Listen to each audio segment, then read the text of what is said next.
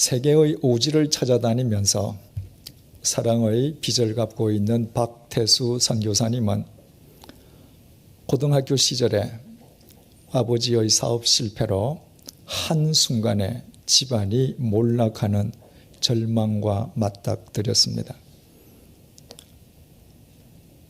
어린 나이에 하루아침에 인생 밑바닥으로 떨어진 자신의 처지를 도저히 받아들일 수 없었던 그는 스스로 목숨을 끊기 위해서 쥐약을 샀습니다. 그러나 바로 그날 친구를 따라서 교회에 갔다가 예수 그리스도를 만났습니다. 집안의 몰락을 통해서 예수 그리스도께서 그에게 새로운 생명을, 영원한 생명을 주신 것이었습니다. 그는 그날 밤에 쥐약을 버렸습니다. 그리고 그날 이후로 지금까지 그분은 하나님께 진 사랑의 빚을 세계 오지의 소외된 사람들에게 갚으며 살아오고 있습니다. 그 박 선교사님의 수기인 보이지 않는 세계가 더 넓다는 책 속에는 그분이 만났던 일본 여성 리꼬에 대한 이야기가 소개되어 있습니다. 박 선교사님이 아프가니스탄에서 사역할 때의 일입니다. 타고 가던 낡은 자동차가 차 바퀴의 축이 부러지면서 허허벌판에서 그냥 멈추어 버렸습니다. 주위 사방 어디에도 도움을 청할 곳이 없었습니다.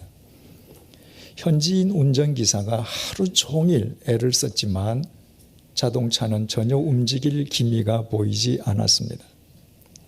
해질 무렵 마침 그곳을 구호단체의 지프차가 지나가다가 그 앞에서 멈추어 섰습니다.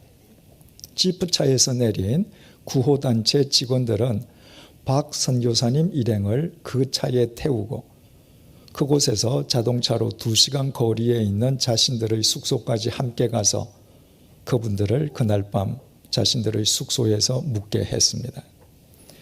그 구호단체 직원 가운데에 일본 여성 리꼬가 있었습니다. 아프가니스탄의 오지에서 같은 동양인끼리 만나 얼마나 기뻤던지 두 사람은 차를 마시면서 밤이 늦기까지 환담을 나누었습니다. 리꼬는 도쿄의 인류대학 정치학과를 다니다가 우연한 기회에 소외된 사람을 만남으로 그의 인생관이 바뀌었습니다. 그는 정치학을 포기하고 의사의 길로 인생 진로를 바꾸었습니다. 정치보다는 의술이 소외된 사람들에게 더 큰 도움이 될 것이라는 판단에서였습니다.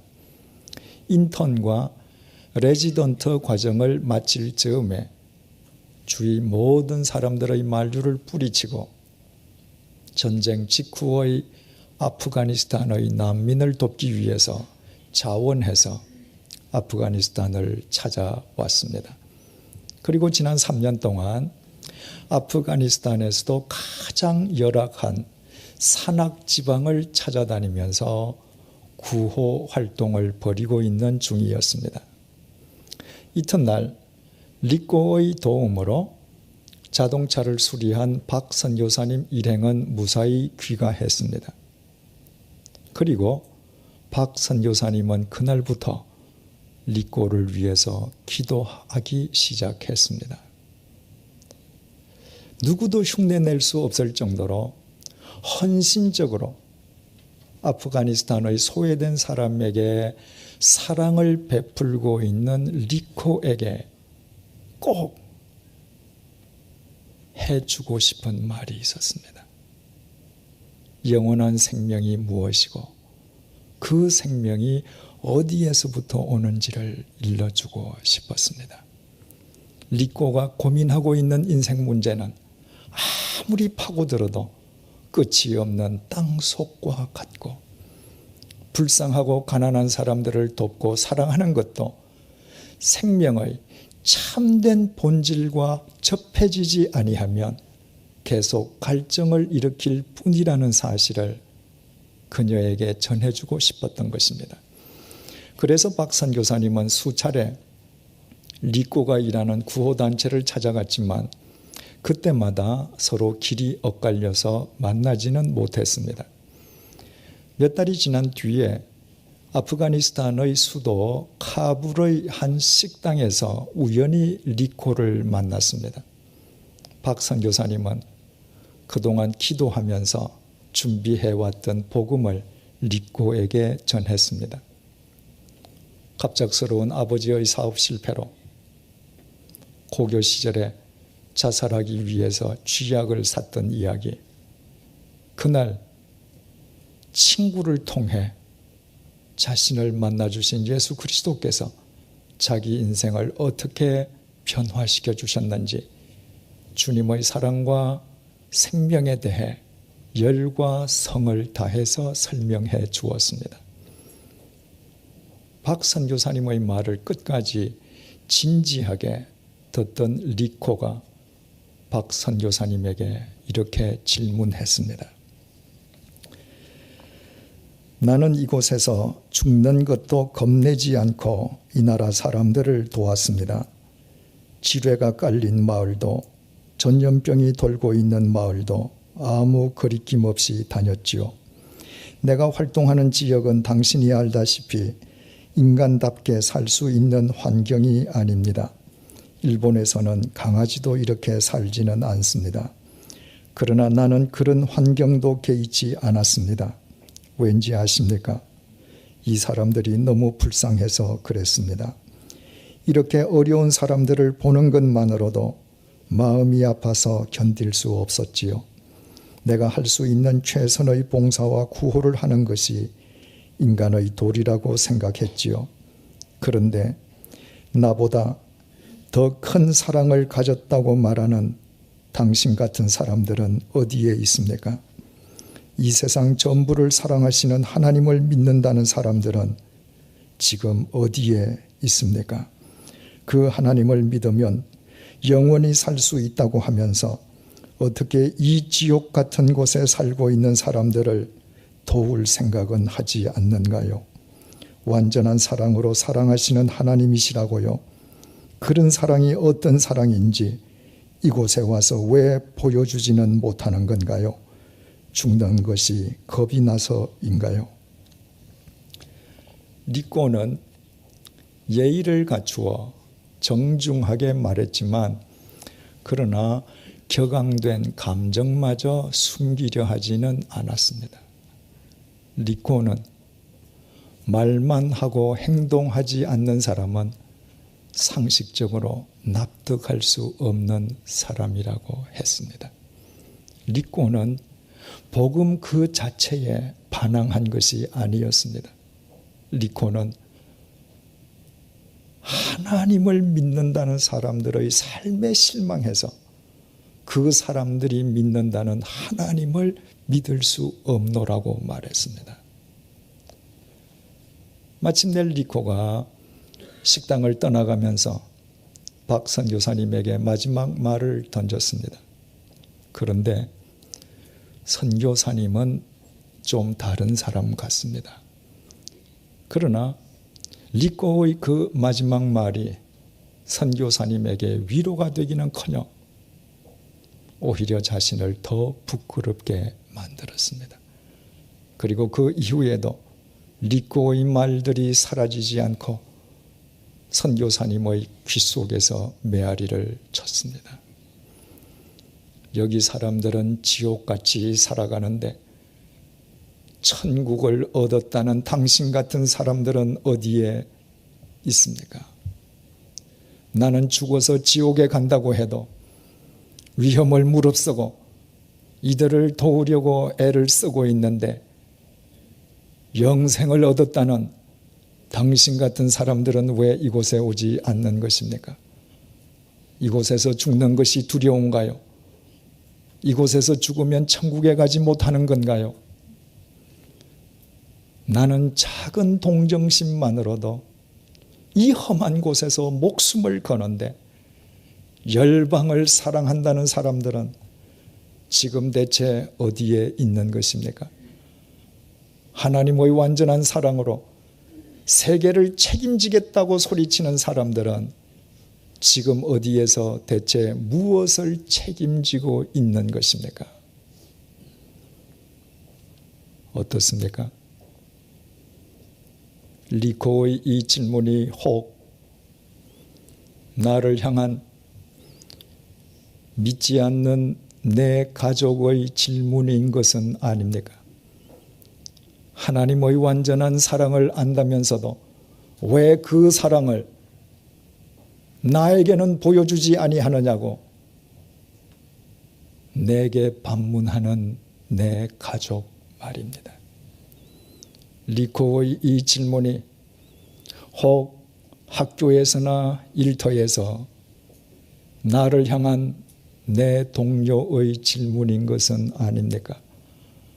하나님의 사랑을 입었다면서도 어쩌면 그토록 이기적으로만 살아가느냐고 나를 향해 반문하는 내 동료들 말입니다. 리코의 이 질문이 혹 우리 모두를 향한 세상 사람들의 질문인 것은 아닙니까? 열방을 사랑하고 완전한 사랑으로 세계를 책임지겠다는 그리스도인들이 대체 지금 어디에서 무엇을 책임지고 있느냐고 우리에게 질문하고 있는 세상 사람들 말입니다. 사랑하는 교우 여러분, 하나님께서 다메섹 도상에서 다른 모든 사람을 버리시고 가장 패역한 인간이었던 바울을 구원해 주셨습니다. 바로 그 하나님, 하찮은 베드로의 생명을 최소한 파수꾼 4명의 생명과 맞바꾸신 그 하나님, 그 하나님이 우리 개개인의 하나님이신지 아십니까?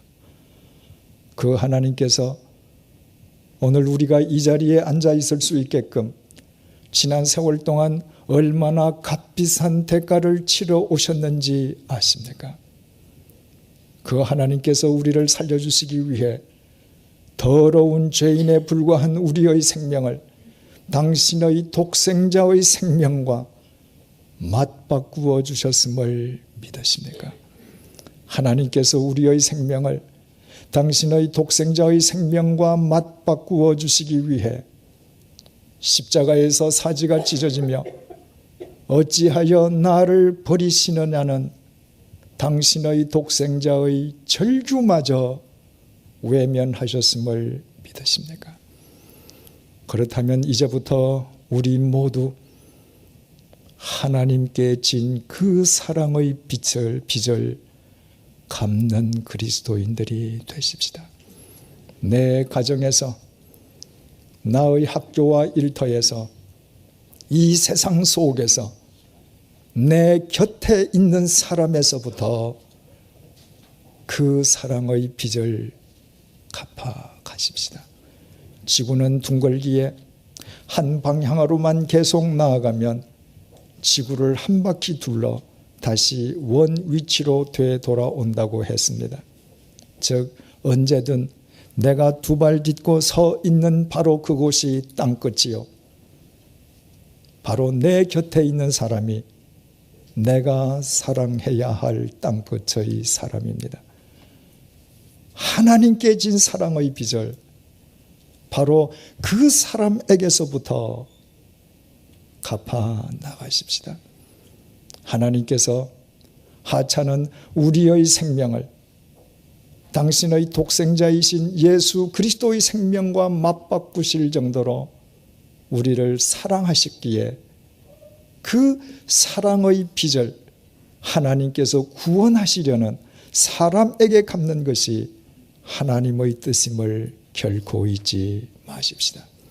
이처럼 하나님께 진 사랑의 빚을 사람에게 갚는 사랑의 채무자로 우리가 살아갈 때 우리는 주님과 더불어 참된 생명과 사랑을 누리는 행복한 그리스도인들이 될 것이요, 그 결과로 우리의 삶은 하나님에 의해 이 시대의 땅끝을 새롭게 하는 사도행전으로 승화될 것입니다. 기도하시겠습니다. 주님, 오늘날 교회는 세상 사람들로부터 비판의 대상으로 전락해 있습니다. 믿지 않는 사람들에게 그리스도인은 입으로만 사랑을 말할 뿐 실제로는 자기 자신만 위하는 이기적인 사람으로 간주되고 있습니다. 그 모든 이유가 하나님의 구원을 입은 내가 하나님에 대한 사랑의 빚진 마음을 상실한 결과임을 이 시간 깨닫게 해 주셔서 감사합니다. 하나님께 사랑의 빚을 지고서도 내가 채무자임을 인식조차 못하고 살아왔던 나의 어리석음을 회개하오니 하나님의 자비하심으로 용서해 주십시오. 이제부터 우리의 하찮은 생명을 예수 그리스도의 생명과 맞바꾸어 주신 하나님께 진 사랑의 빚을 하나님께서 구원하시기 원하는 사람에게 갚는 진정한 그리스도인으로 살아가기를 원합니다. 우리가 어디에 있든 그 사람이 바로 우리 곁에 있는 사람임을 잊지 않도록 도와주십시오. 바로 그 사람을 위해 우리 자신을 주님의 사랑과 생명의 도구로 기꺼이 내어놓을 수 있도록 인도해 주십시오. 교회는 주님 안에서 하나님께 진 사랑의 빚을 사람들에게 갚는 채무자의 모임임을 자신들의 삶으로 실천하는 100주년 기념교회로 인해 수많은 땅끝의 사람들 역시 사랑의 채무자로 거듭나는 생명의 역사가 일어나게 도와주십시오. 그보다 더 가치 있고 더 행복하고 더 영원한 삶이 없음을 항상 기억하며 사는 지혜를 주십시오. 예수님의 이름으로 기도드립니다. 아멘.